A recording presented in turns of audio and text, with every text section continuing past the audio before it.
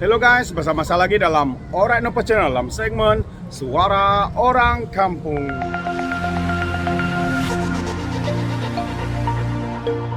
Oke, so sebelum kita teruskan, jangan lupa tekan butang subscribe, like, dan share. Mari kita ikuti berita panas hari ini.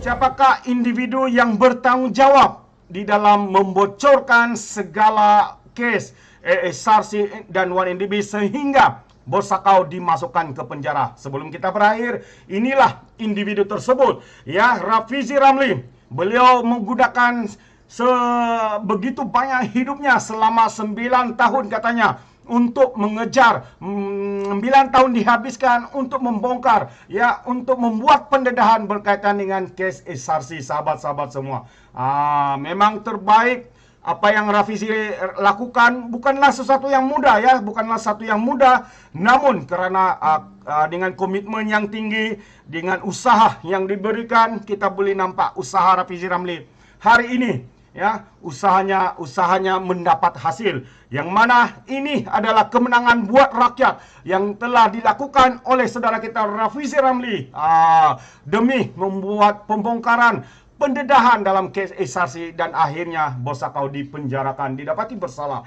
Jadi mari kita baca kenyataan daripada Rafizi Ramli, yang mana beliau menghabiskan begitu lama hidupnya. Sebenarnya rasanya bukan 9, beberapa sebab kes pada awal 2008 lagi, sejak 2008, 2010 beliau sudah mula, ya, untuk membuat pendedahan. Ini yang Rafizi lakukan. Jadi saya ingin membacakan apakah kenyataan daripada saudara kita Rafizi Ramli, ya, begitu panjang, begitu lama masa yang dilakukannya untuk, ya, untuk membongkar, apa yang berlaku, ataupun daripada skandal-skandal ini. Skandal SRC International Sendirian Berhad, ya, atau dan juga 1MDB, ya, antara kes penyelewengan yang mengambil masa panjang untuk diselesaikan sejak proses pendedahan sehingga, ya, pelakunya dibicarakan dan dijatuhkan hukuman. Wow. Sepanjang tempo itu, kata Rafizi Ramli, terdapat sosok yang konsisten memburu dan mendedahkan jenayah mantan Perdana Menteri. Tidak lain, tidak bukan, itu dia, Rafizi Ramli yang mendedahkan, ya, mendedahkan begitu banyak, ya, dan juga membuat pendedahan, membuat pembongkaran. Beliau adalah timbalan Presiden Keadilan hari ini, yaitu Rafizi Ramli. Itulah dia. Menurut Rafizi, beliau mula perasan mengenai 1MDB pada tahun 2011, ya, selepas syarikat itu membayar berbilion ringgit dalam urus niaga membeli blok minyak mentah melibatkan Petro Saudi, dan merupakan tindakan luar biasa kerana isu melibatkan petroleum biasanya diurus, ya, menggunakan Petronas. Tetapi apa yang berlaku, mereka sendiri pula yang membuat, membeli dan sebagainya. Itu membuatkan sedikit memberikan persoalan, ya, kepada Rafizi Ramli, dan akhirnya Rafizi Ramli membuat keputusan, ya, untuk membuat siasatan dan membongkari apakah sebenarnya yang sedang berlaku, ya. Pada ketika itu katanya, baru 2 tahun saya meninggalkan dunia oil and gas. ONJ masih ramai kawan-kawan dalam oil and gas, dan saya juga masih mengikuti dengan dekat perkembangan oil and gas, katanya lagi. Dan maklumat dari dunia ONJ ketika itu mempersoalkan sama ada blok yang dibeli itu benar-benar wujud. Lagipun katanya, jika benar uang rakyat mahu digunakan untuk membeli blok minyak, bukankah lebih baik menerusi atau melalui Petronas? Soalnya saya pernah selit saya pernah selit soal 1MDB dalam ucapan-ucapan sepanjang 2011 hinggalah 2012, tapi tidak kemana sebab tiada bukti yang sahih, kata Rafizi Ramli. Itulah dia. Bagaimanapun katanya, urus niaga 1MDB menjadi mencurigakan, kata Rafizi, apabila melibatkan Kepulauan Cayman. Cayman, betulkah spelling saya? Pronunciation. Cayman merupakan surga bagi penyeleweng atau koruptor meletakkan sejumlah dana tanpa dikesan oleh agensi penyiasat. Kenyataan saya yang pertama ialah pada 23 April 2013, kerana terdapat berita melaporkan 1MDB memindahkan sejumlah RM 7 bilion ke atas akaun sulit di Cayman Island, pusat kewangan pesisir pantai offshore financial center. Saya mula mengenal mengenai Cayman Island seawal belasan tahun dari membaca buku The Firm, tulisan daripada Grisham. Sebagai accountant katanya, saya tahu ya Cayman Island tempat wang disembunyikan.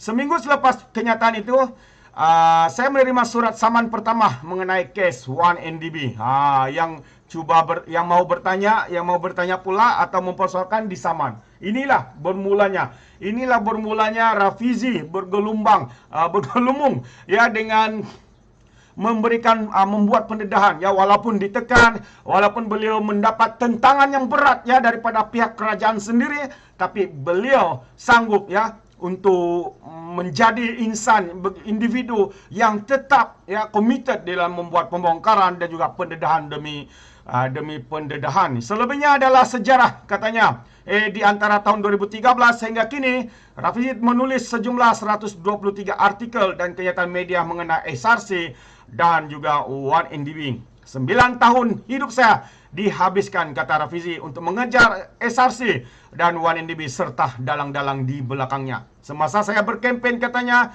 ke arah PRU yang ke-14 dahulu, saya sering berseloroh bahwa saya akan membawa truk saya untuk menjemput Nasib ke penjara atas tindakannya melalui SRC dan juga 1MDB yang menyebabkan rakyat berhutang lebih RM50 bilion, ujarnya. Justeru, tegas Rafizi, keputusan Mahkamah Persekutuan memenjarakan Najib semalam bukanlah satu kemenangan kepada sesiapa, sebaliknya tragedi kepada negara dan rakyat karena uang yang hilang tidak akan kembali. Itulah yang berlaku. Uang yang hilang, hutang yang ditinggalkan, bukan saja uang hilang tapi hutang, rakyat terpaksa membayar. Banyak individu yang menanggung kepayahan ya untuk memastikan kebenaran ini ditegakkan. Peristiwa ini katanya memberi satu keinsafan bahwa kita hanya manusia yang mengikut ketentuan Allah. Tidak kira apa darjat dan kedudukan kita di mata manusia, katanya lagi. Jadi sahabat-sahabat semua, inilah apa yang dinyatakan oleh sahabat kita ataupun timbalan Presiden Parti Keadilan Rakyat Rafizi Ramli.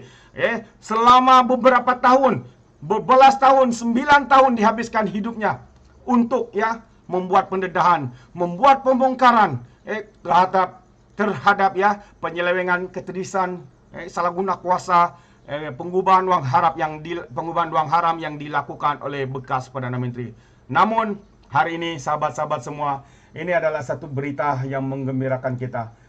Walaupun ini adalah satu berita buruk juga sebenarnya karena uang yang hilang itu tidak dapat dikembalikan semula, tapi sekurang-kurangnya hari ini kita boleh bernapas lega terhadap individu yang terlibat secara khusus ya di dalam kes skandal SRC dan juga 1MDB ini. So oke guys, sebelum saya mundurkan diri, seperti biasa peribahasa mengatakan, tak apapun kangkap, ruaton keinginan. Sekian, bye bye.